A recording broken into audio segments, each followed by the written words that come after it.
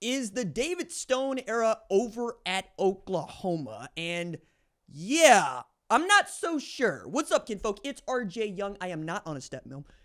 If you are new to the channel, consider hitting that subscribe button because we talk college football year round. If you're into that, go ahead and like this video and answer this question and comment below. Do you think David Stone could return to Oklahoma? Because this is one of the reasons that I was really holding off on giving what I thought was sound, not just information, but an opinion on this. You'll see that as soon as the news went out, a lot of people jumped on it to talk about David Stone being a 5-star and entering the transfer portal after a year at Oklahoma. And at the top of the line was a pay cut, right? He did not want to take a pay cut going into this year. It's a little bit more complicated than that, and I needed to wait, right? Mostly because I didn't want to be irresponsible about this and do what some people have even accused me of doing, which is chasing clicks. I actually just wanted to know before I talk to you about this. And what I could get back so far is really, it ain't been that easy a decision. Like, this is not an Nico Iamaleava situation. This is one that is very emotional, and one where you have a teenager who is still rounding into the kind of person that he expects to become. And that part of him wanted to be at Oklahoma. And I think there's still a part of him that wants to be at Oklahoma. And I don't think that Todd Bates has given up on perhaps having David Stone return. Like, that's the thing. You enter the portal, you can come out back at the place where you entered. Again, we don't find out what's going to go on until some time here, but there's been meetings and there will be meetings, and David Stone will be pursued by a who's who of suitors because he is that gifted. He is that good. And this is a position of tremendous need, not just at Oklahoma, but across the country. If you have defensive tackles that can play, you hold on to them for dear life. If you have offensive linemen that can play, you hold on to them for dear life because the good Lord just doesn't make them that big, make them that fast, make them that agile. And there's very clear reason as to why David Stone wanted to play at Oklahoma, right? Among them is playing for Todd Bates and Brent Venables. This is not a case of Oklahoma being cheap. This is not even a case of Oklahoma not seeing the value of a David Stone or David Stone seeing the value of Oklahoma. I think there's a little bit more that's in this, right? There's even some body language that was present in 2024 that needed to be changed in 2025. This is how I get to the part where we're talking about young men who are adults and get to make their own decisions, but still are rounding into the kind of people that they're going to be. If I look back at me at 19, 20 years old, and I draw some comparisons, yeah, there's some things there that I definitely want to keep. There's some things there that I definitely would like to get rid of. And I needed other people, older adults, to see what kind of person I could be, to see what kind of product I could be. As an example here, and this is related to David Stone, I am the kind of man who is always going to be working my ass off. I don't know how not to work. I haven't had a real vacation in at least 5 years. And that was because we went into COVID. Everybody was forced to kind of sort of go on vacation whether they wanted to or not. But I do this show, right? And I write. And I am even now trying to sell a book about what I think Black excellence looks like and how I think Deion Sanders and Lewis Hamilton and others have contributed to how we view Black excellence and how we view Black excellence in the sporting arena in particular, and really get to use some of those things that I've always wanted to use. But I'm always on.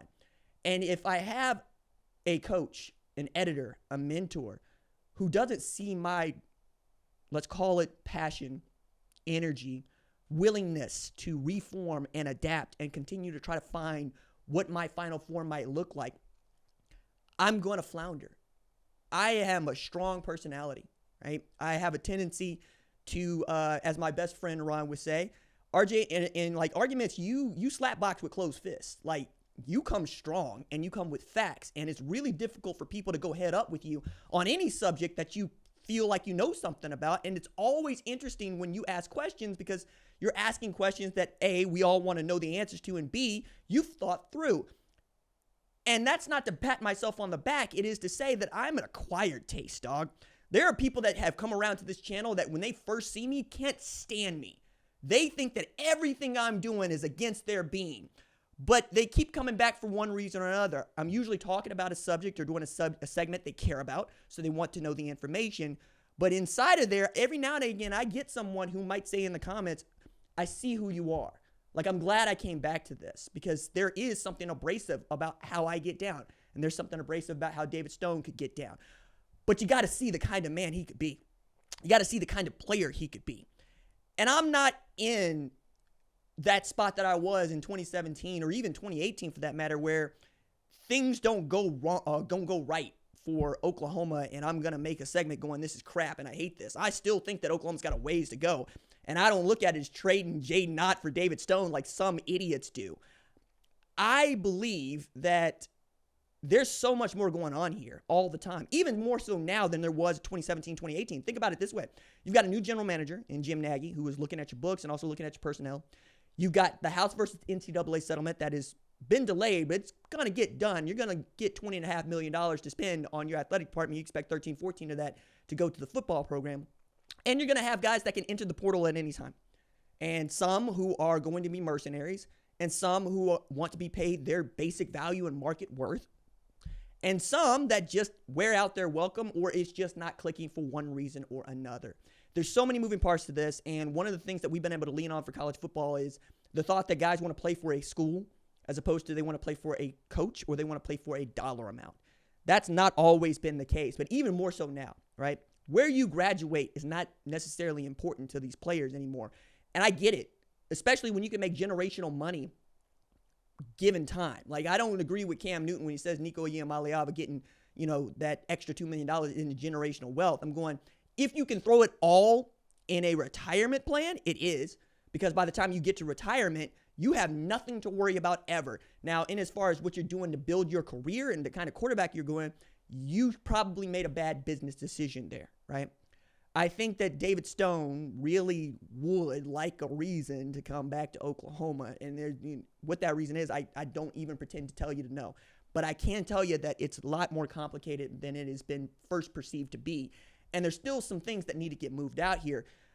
But yeah, like it's if Ohio State or Texas or Alabama or Georgia or Oregon, Penn State reach out and they want to have a conversation, you get to have those conversations now out in the open. And that's part of it, right? It's what is your market value? What is your worth? And perhaps you get to bring that back to an Oklahoma and they get to see, oh yeah, this is a guy that really wanted to be here. And this is a guy that is could help almost anybody else, especially teams we're going to play against. Hello.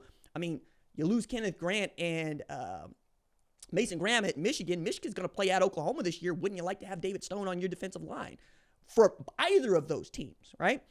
And then you get to ask this question about where your loyalties are. And I think your loyalties need to match up with the kind of money, right? I'm not just going to blindly tell you that you should go to Oklahoma because it's your favorite school. I'm going to tell you that that decision is one that you're going to have to make and you're going to have to be happy about.